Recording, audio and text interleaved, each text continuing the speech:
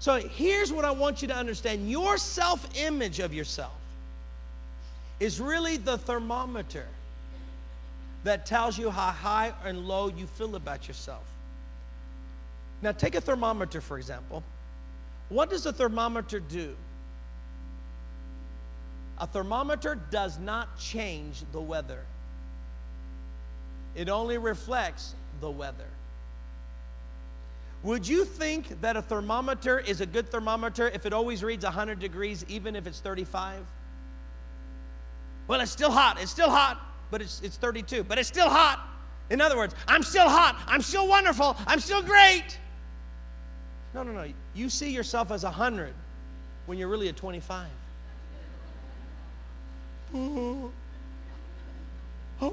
See, and you're not going to get to that 100. And what Paul is saying is, one of the hardest things in life to do is understand who you really are. Not too high, not too low.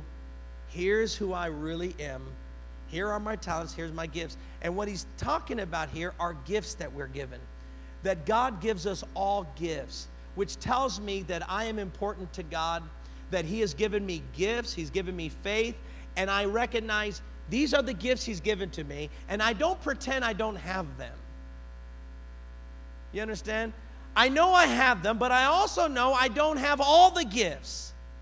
So I'm not going to try to operate in gifts I don't have. For example, I cannot carry a note, even if I had a big backpack to carry it. I just can't sing.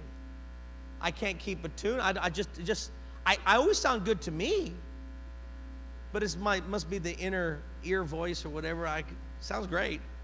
But the moment I hear the microphone, that's what they hear. So I know I can't sing. So you know what I do?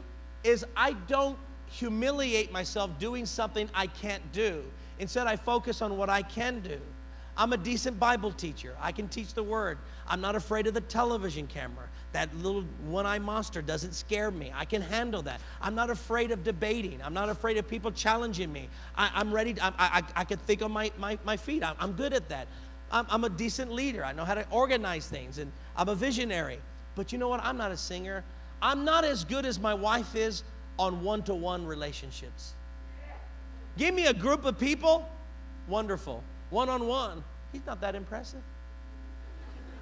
He's kind of rude. But Sonia, she's so sweet. What does she like about him? I don't get it. Because she has her gifts. And here's how you develop positive self-esteem. You recognize these are my gifts. I'm not going to pretend I'm an American Idol when I'm a joke. I'm going to focus on what I can do and then focus on doing that. And by doing the things I'm good at, then you know what happens? I feel better about myself because I'm doing what I'm good at. Some of you need to stop doing the things that you're cruddy at. You're ruining your self-esteem. You're doing things that you're not any good at. So you got to change how you see yourself. Now finally, not only do we get self-esteem by doing the things that we're good at that make us feel better about ourselves, but we develop self-esteem by focusing on who we are in Christ Jesus. Let me give you one passage to prove this, and we'll close with this. Go over to 1 Corinthians chapter 1. It's the next book to your right. 1 Corinthians chapter 1. And here's what I mean.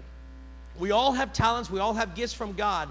But you cannot focus solely on your gifts. You also have to recognize God also sees us worthy as a person. And here's what I want you to see. Here in 1 Corinthians chapter 1, verse 26. Brothers, think of what you were when you were called. Now, this is the humility side. He said, I want you to think now. I know what you are now, but I want you to think a little bit about what you used to be before you were called by the Lord. And what were you before you got saved? Oh, Pastor, I was a successful man. Really? You're going to have a hard time then building an in Christ image of yourself until you recognize I was really nothing before God called me. Notice this. Not many of you were wise by human standards. How many of y'all can say, that's me? That definitely is me. I know people look at me and think that I'm smart. You don't really know the truth. No, Pastor, you're smart. I bet you did really good in school. You're like the valedictorian. No. At least you were the top 10. Listen, I was the group of people that made the top 10 possible.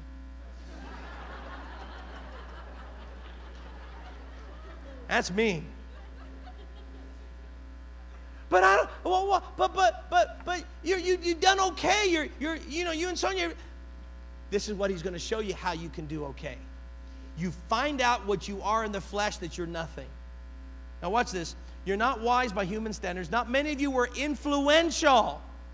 Not many of you were of noble birth. But God chose the foolish things of this world to shame the wise.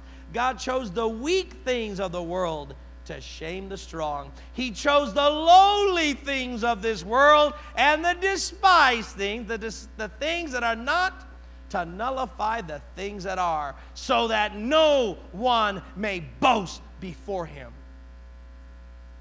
What you got to recognize is, if you are going to have pride in yourself, it cannot be after the flesh. You cannot boast of your education. You cannot boast of your race. You can't boast of your good looks. You can't boast of your strength. You know what he says? None of it matters. God doesn't want anyone boasting before him. But now here's how you build up the self-esteem then. Verse 30. It is because of him that you are in Christ Jesus. What are you? In Christ Jesus.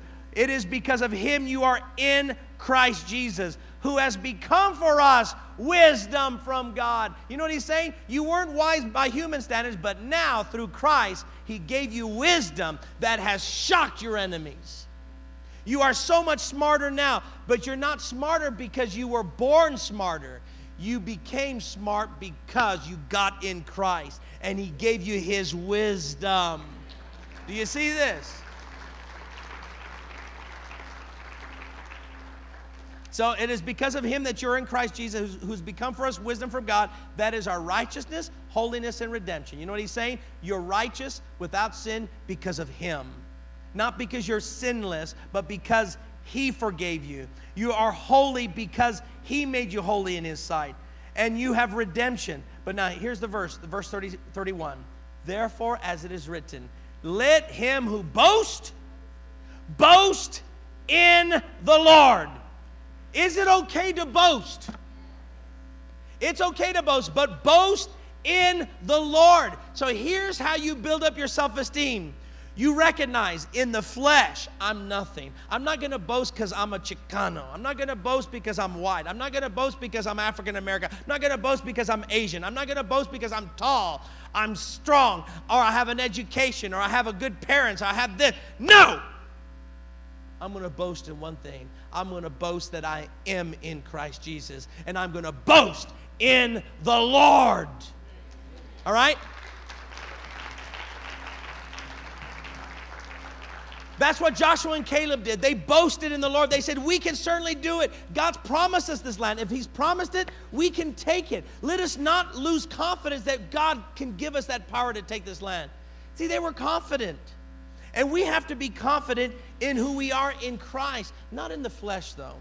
And today, you hear people trying to boast. You know, my dad's smarter than your dad. What are you trying to do? You're boasting in the flesh, that you have a smarter dad than that other person's dad. See, you're trying to boast in your birth. Wrong. All boasting is evil. The boasting that God respects is when you look and say, God, it's because of Christ I'm in you. And because I'm in you, there are things that you gave me that I can now boast about. But I could not boast in the natural. I could only boast in the spiritual. So what you do is you take scriptures that speak of who you are in Christ or because of Christ, and you confess them. You boast of those scriptures.